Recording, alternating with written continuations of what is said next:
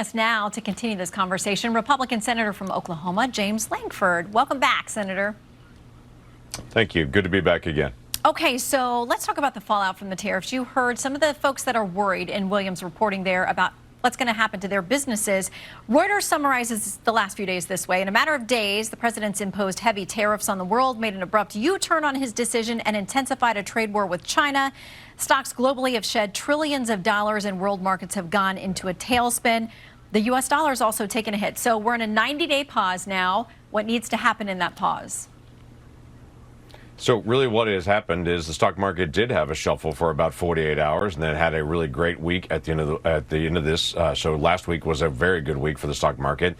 There's a 90-day pause because so many countries have come at the administration and said, remember all those things that we blocked out for a long time? Just kidding. We want to be able to actually fix some of those things now. So whether it is Australian beef, whether it's Argentina, whether it's Japan, whether it's Vietnam, we've had trade issues where they blocked out our products for a very long time. Now they're suddenly coming to the United States with paper to say, here are the things that we want to be able to solve. That is very good for America long term. We've got 3 months for the administration to be able to solidify a lot of these agreements. That will be helpful for the country for a very, very long time. If there's any one thing I hear from my farmers and ranchers, other than rain at the right time, it is we want to open up markets globally. We want to be able to sell our products around the world. Joe Biden refused to go do new trade agreements. President Trump is doing that immediately. I want to ask about something else I'm sure you hear from your farmers, because we heard this conversation when we were in Kansas as well. It was about the amount of land that China has been buying up across the U.S. And we've got a map just showing how widespread that is. I know you've got a bill that does have some Democrat support on this. What would that bill do, and what are the odds it goes anywhere? Right now, if a Chinese firm wants to be able to buy an American technology company, they have to go through a process to be able to actually be reviewed to do that. Obviously, the vast majority of them are going to be denied on that for that kind of request, but that's not true on agricultural land.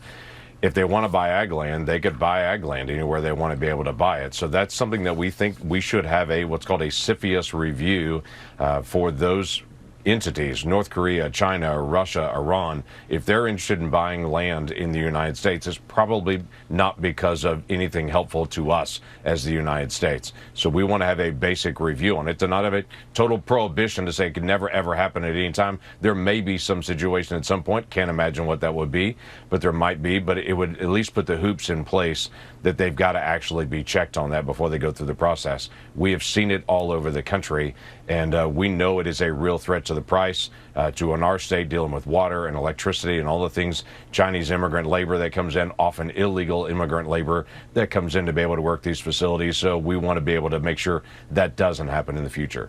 By the way, you were part of trying to put together an immigration bill last year that did not move. Maybe it's been 2 years ago now. What are the odds now that Republicans have House, Senate, and White House that anything moves on that front, something substantive? Yeah, the first things first, the president's used existing law to be able to actually close the border. You go back to when I was negotiating that bill, we had 12,000 people a day illegally crossing the border. Now we have less than 200 people a day even trying to cross the border. Dramatic change from the implementation of the law. That's one of the things I was pushing on before, just to get President Biden to be able to implement the law. There are still loopholes in the law that long term have to be resolved. When I was negotiating the bill a year ago, it wasn't about who the next president was, it was about the president 5 years, 10 years, 15 years from now. Will those same loopholes be there that another president would exploit? So we still do have to resolve those. I don't anticipate it's this year or next year, quite frankly. It's very full. We got to get a farm bill done. We got to get tax policy done. We have 12 appropriation bills. We've got national defense authorization. There's a lot this year, but I do anticipate there'll be a time when the president's going to say, let's close all those loopholes so any future president doesn't exploit it again. Okay, so among the to-do list, the House has passed the Senate's framework on this reconciliation budget bill. The Nonpartisan Committee for a Responsible Federal Budget had this reaction this week. They said the budget sets the stage for the largest deficit increase in history, an unprecedented bill that requires just $4 billion in savings to offset up to $5.8 trillion in deficits. They called it an absolute disgrace. GOP is supposed to be the party of fiscal discipline. Why did you vote yes on this? So that is the wonderful Washington, D.C. math that's coming through on this. Washington, D.C. says they want all taxes to increase on every single American because January the 1st of next year, every single farmer and rancher, every single small business, every single individual of all tax brackets, their rates will go up dramatically next year. And Washington, D.C. is saying, yes, increase taxes. Our Democrat colleagues are saying, yes, increase taxes. As simple as I can make this bill, it is about keeping tax rates the same.